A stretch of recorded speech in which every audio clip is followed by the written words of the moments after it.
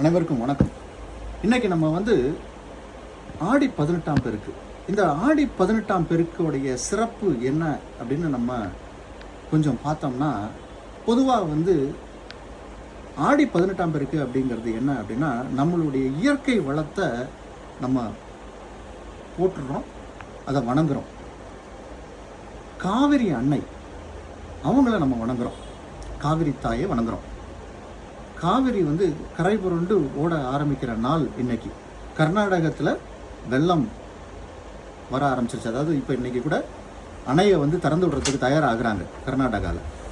ஏன்னா அவங்களுக்கு இப்போ அணைகள் எல்லாம் நிறைஞ்சிருச்சு. பொதுவாகவே இந்த மாதிரி மாதங்களில் கர்நாடகத்தில் அதிகமாக மழை பெய்யும். அப்போ தான் காவிரி ஆறுலேருந்து தண்ணி வரும். இது 18ஆம் பெருக்குங்கிறோம்.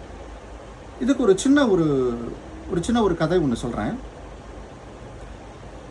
அமரர் கல்கி அவர்களுடைய பொன்னியின் செல்வனில் முதல்ல அவர் எழுதியிருப்பார். வந்தியத்தேவனை பற்றி ஒரு கதை வரும். வந்தியத்தேவன் குதிரையில் வர்றாரு, சோழ நாட்டுக்குள்ளே என்ட்ராகிறாரு.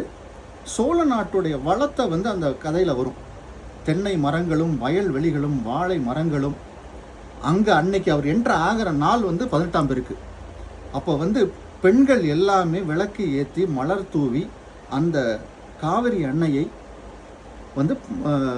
கும்பிட்டு இருப்பாங்க. இந்த நாளில் கலவை உணவுகள், அதாவது புளியோதரை, லெமன் சாதம், இந்த மாதிரியான விஷயங்களெல்லாம் வச்சு குடும்பமாக உட்கார்ந்து, அதாவது இது இயற்கையை நம்ம பாதுகாக்கிறதுக்கான ஒரு நிகழ்வாகவும் இங்கே வருது.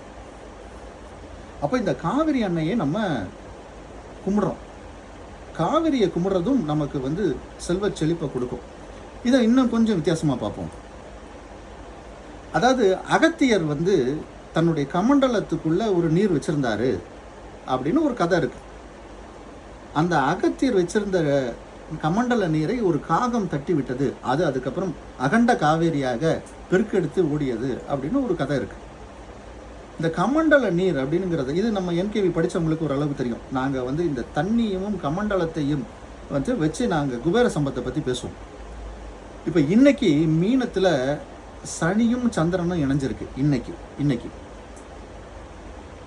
ஒரு பாட்டு ஒன்று மகாநதியில் வரும்.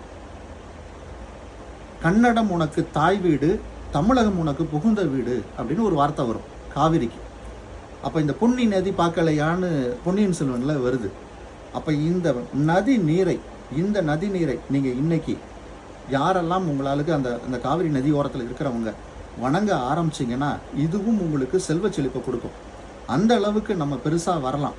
அகத்தியர் அப்படிங்கிறவர் ஜோதிடத்துக்கு அவர் எடுத்து கொடுத்தது தான் ஜோதிடம். முருகன் கிட்ட இருந்து வாங்கி ஜோதிடத்தை வெளியே கொண்டாந்தார். இப்போ இன்னைக்கு நாங்கள் விஸ்மாம்பலத்தில் இருக்கோம். அகத்தியர் கோயில்னு ஒரு கோயில் இருக்கு. அந்த அகத்தியரை வணங்கணும். லோபாமுத்ரா அப்படின்னு பேர். அந்த லோபாமுத்ராவை வணங்கணும். அகத்தியர் லோபாமுத்ராவை வணங்கணும். இந்த மாதிரி நீங்கள் வணங்க ஆரம்பித்து இன்னைக்கு அகத்தியரையும் வணங்கி விநாயகரையும் கும்பிட்டு அந்த காவிரி நீரையும் வணங்கணும்னா, இப்போ காவிரி கரையோரத்தில் இருக்கக்கூடியவர்களுக்கெல்லாம் இந்த வாய்ப்பு இருக்குது. அப்போ நம்ம இன்னைக்கு மானசீகமாக வணங்கணும்னா, இந்த ஆடி 18ஆம் பெருக்கு எப்படி நமக்கு வாழ்வில் செழிப்பை கொடுக்குமோ அது மாதிரி இந்த ஆண்டு முழுவதும் சகல சௌபாக்கியத்தையும் கொடுக்கும். அதனால தான் இன்றைக்கி ஆடிப்பட்டம் தேடி விதைன்னு விதைப்பாங்க. அப்போ தை மாதம் அறுவடை செய்கிறதுக்கு அப்போ அந்த விவசாயத்தை நோக்கி நம்ம போகிறோம். ஏன்னா இயற்கையை பாதுகாக்கணும்னா விவசாயம் ரொம்ப முக்கியம். விவசாயம் தலைத்து வளர்ந்தாதான் நம்ம வளர முடியும். அப்போ இது இந்த நதி நீரை பாதுகாக்கணும், இயற்கையை பாதுகாக்கணும்.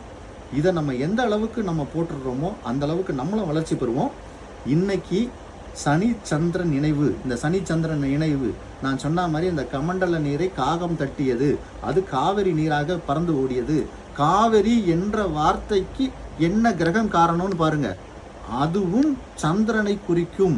சந்திரன் என்பது பொருளாதாரத்தில் மேம்பட்டு உங்களை வர வைக்கும். அப்போ இன்னைக்கு காவிரி அன்னையை வணங்குவது மிகச்சிறப்பான உங்களுக்கு செல்வ நிலையை கொடுக்கும். எல்லாரும் நம்மளுடைய என்கேவி சிஸ்டத்தில் பயின்று நீங்களும் சிறப்பாக வாங்க. இப்போது